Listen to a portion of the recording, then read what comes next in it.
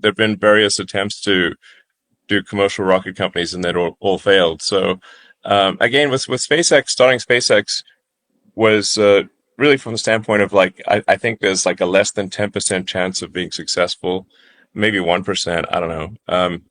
But if a startup doesn't do something to advance rocket technology, it's definitely not coming from the big defense contractors because they just impedance match to the government, and the government just wants to do very conventional things.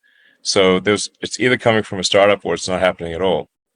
So like a small chance of success is better than no chance of success. And so SpaceX, I started that in mid 2002, expecting to fail. Like I said, probably 90% chance of failing. And even like when recruiting people, I didn't like try to, make out that it would, I said, we're probably going to die. But small chance we might not die. But this is the only way to get people to Mars and advance the state of the art. And then I ended up being chief engineer of the rocket, not because I wanted to, but because I couldn't hire anyone who was good. So, like, none of the good sort of chief engineers would join because they're like, this is too risky. You're going to die. And so then I ended up being chief engineer of the rocket. And, the first 3 flights did fail. So it's a bit of a learning exercise there.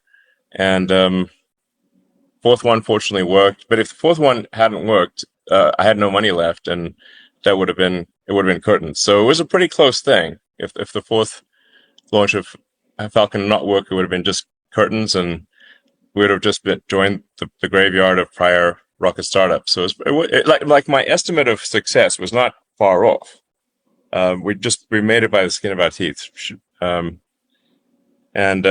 Tesla was happening sort of simultaneously. Like 2008 was a rough year, because at mid 2008, or called summer 2008, the third launch of SpaceX had failed, a third failure in a row.